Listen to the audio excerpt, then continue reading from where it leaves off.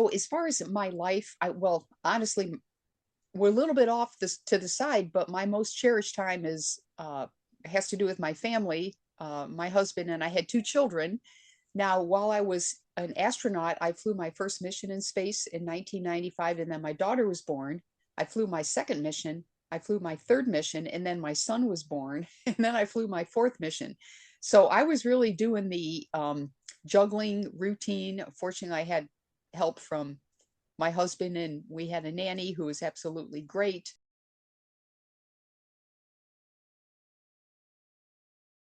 So, Staten Islander News is here today with Eileen Collins. Eileen Collins is a former astronaut and a retired U.S. Air Force colonel.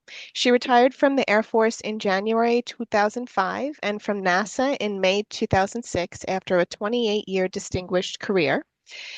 A former military instructor and test pilot, Collins was the first female pilot and first female commander of a space shuttle. Collins graduated from the Air Force Test Pilot School at Edwards Air Force Base, California in 1990. She was selected by NASA and became an astronaut in July 1991. After tours at Kennedy Space Center with shuttle launch and landing and Johnson Space Center with shuttle engineering capsule communicator, she flew the space shuttle as pilot in 1995 aboard Discovery. She was also the pilot for Atlantis in 1997, where her crew docked with the Russian space station Mir.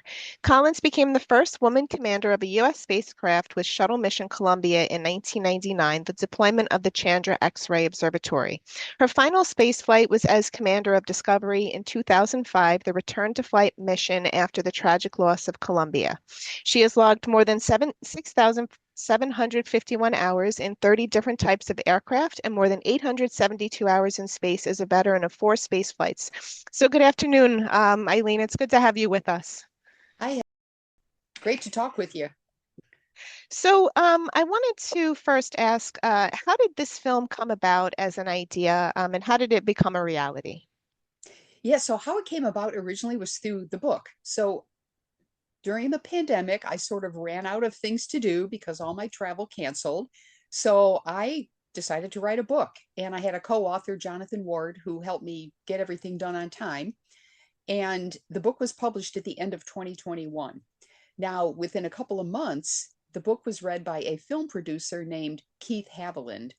And Keith has done many like previous film documentaries on space and aviation. Like he did one on mission control. He did one called The Last Man on the Moon about Gene Cernan, commander of Apollo 17. So I knew of him. And I was very surprised when he emailed me and said, I loved your book. I want to make a film out of it. What do you think? And I was a little bit shocked. I was like, no, I don't think I want to do that. That just doesn't sound like me. And, that's never really imagined that was going to happen. But he was persistent. He kept asking. And I said, well, give me some time to think about it. And I checked with, of course, my husband. And there's a lot of personal things I think that were going to come out about my personal life. And I needed to get an okay from like my brother and sister, uh, from my two children, and everybody was on board. They all said, Eileen, you need to do it. So it took me about 6 or 9 months, and I said yes to Keith. And then he hired director Hannah Berryman, who did an excellent job. And I'm going to tell you that I am very pleased with the final product. It came out to be like way better than I had ever imagined. Right. It was really very, very good. And one thing I didn't mention that isn't in the introduction is that you're actually from upstate New York. That's So you're right. a New Yorker as well. So my next question is, what is your own most cherished memory from that time in your life? It's like what was your most cherished memory from that? Now, that would be from my time in space or from the time of Spacewoman. From the whole time of Spacewoman, like the whole time that that covers. Yeah, well, so as far as my life, well, honestly, we're a little bit off this to the side, but my most cherished time is has to do with my family, my husband, and I had two children. Now, while I was an astronaut, I flew my first mission in space in 1995, and then my daughter was born. I flew my second mission. I flew my third mission, and then my son was born, and then I flew my fourth mission. So I was really doing the juggling routine. Fortunately, I had help from my husband, and we had a nanny who was absolutely great. I tell a little bit about nanny stories in the book because they're not all, I mean, some of them are kind of funny, a little bit scary, but we ended up with a great nanny in the end. And every astronaut has a real life down here on Earth, and the struggles. I think about the struggles that I went through, and how there were times I just wanted to give up because there was so much coming at me at the same time, and I'm like overwhelmed. And I had to learn leadership. I mean, I had to learn, don't do it all yourself. You have people that work for you. And sometimes I think this is something we should know, but when you get overwhelmed, you have to know how to practice that. So I really learned how to practice relying on my crew members, my instructors, the people I worked with, like flight directors and engineers. And so I think, it really comes out is juggling the family stuff along with this highly responsible job that I have, and using the team, being a team member, and so I would say that's probably my best memories. It really has to do with the people. Well, that's very nice. So, and yeah, the film did such a nice job of kind of weaving that whole idea all together of how much, like there was the family and then there was the space and then there was the going back home to the family. And you got to actually speak to your kids from space. That was amazing. And yes, the astronauts all do have like a life here on Earth, and I think people do sometimes forget about that too. And so, what inspired you or helped you to keep going in this career that you chose, even when it was difficult? Oh yeah, so I think what kept me going is my passion for the mission. And the mission is exploring space.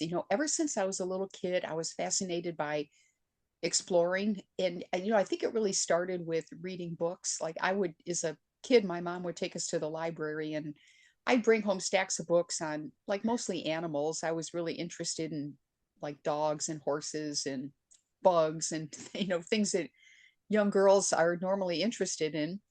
And as I got older, I found this section on airplanes. And an airplane to me was a mechanism to explore. And I would read books about how, as I was older, how these pilots would travel around the globe, and they would go places that like nobody knew what it was like there. South America, Africa, they'd be traveling across Asia and even the Middle East. And so I thought, I want to be an explorer. And not just the airplane, but I would watch these goofy space shows on TV. Like they play these reruns of Buck Rogers, which nobody knows who that is anymore. But that was like early 1960s goofy sci-fi, and all the Star Trek and the Star Wars. And so I'd watch all that stuff. And I think my passion for that, exploring, and the fact that I don't like to give up. I do not like to give up. And when things start getting hard, yeah, I need usually a day or two to kind of deal with the pressure. And then I'm like, get my energy back and go out there and have a plan on uh, getting the mission complete. And I talk about that really on, the first woman commander on my third mission. And then the return to flight mission was my fourth after the accident. So, both of my missions as commander were, I would say, were highly challenging, but I love a challenge. I love working under pressure. And I think it helps me do better. So that's how I'd answer that. Oh, that's and so what would you say would be the most important lesson you learned in your life that you can share with others to inspire them as well? I think that the not giving up is also really incredible too. Yeah, so the not giving up is important, but honestly, there's so many lessons that I'm going to give you two of them, and I'm not sure which one is the most important. But the first one is, I was a little bit, okay. Let me go back to when I was young and I was in the military. I was more of an autocratic leader. Like I thought I had to tell people what to do, and me as the leader, I tell them what to do, and they go do it. That doesn't work when you are in a team or you have a mission where people are very mature and they know what they're doing. I had to learn how to be a humble leader. I had to learn to be a better listener. I think listening is a hard skill, but I had to learn how to calm my brain down and really listen to what people were saying, to ask questions to make sure I understood what their issue was, what their problem was. and be humble enough that people were not intimidated by me. And I learned that through going through airplane accidents and even the space shuttle accident. That is a very humbling experience. And I think pilots and astronauts in particular have to be humble people. So I would say that was one big lesson I learned. And the second one deals with mistakes. I have never done very well making mistakes because I find it very embarrassing. And then I'll like ruminate for like days and weeks on this mistake that I made. So I came up with a 4-step process of dealing with mistakes to calm myself down. And the first step is, I'll just do it real quick. The first step, admit you made a mistake, like tell the people that need to know. You don't have to even say I made a mistake. You just have to say, hey, I put the switch in the B when it should have been an A or something. Like you just admit your mistake. The second one is you fix your mistake. The third is you do something to prevent it from happening again to you or to someone else. And then the fourth one is to move on, which was probably the hardest for me, um, to move on with strength in courage and belief in your passion, your mission. This is really important in sports also, that when you make a mistake, you got to get back in the game. And in sports, you got to get back in the game fast. And, for me, I had to learn that. And I would watch some of the men that I worked with, like they'd make a mistake and they go, oh, ha, ha, I did this, and then go, let's get back in there. And I really admired that. I mostly work with men, but I admire that skill. And so I tried to adapt that to myself. So there's so many lessons, but those are two that come to mind. Oh, awesome. I really like those. That was really great. And one of the scenes in the film that I found like the most powerful or a very powerful scene was where you had to repair the shuttle that you were up in space in the Columbia because it had those two pieces on it that someone had to go and take it out. And you were under such pressure to turn that ship around. Like you had to turn it around like 360 degrees and you had to do it correctly. And everybody who was looking on was like, we didn't know if she was under pressure. And it was like, because you didn't show it, it was, so I thought that was really incredible.